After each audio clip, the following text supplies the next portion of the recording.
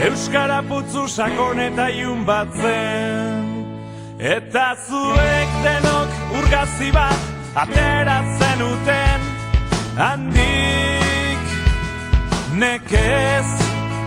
Eta zuek denok urgazi bat ateratzen uten, handik nekez.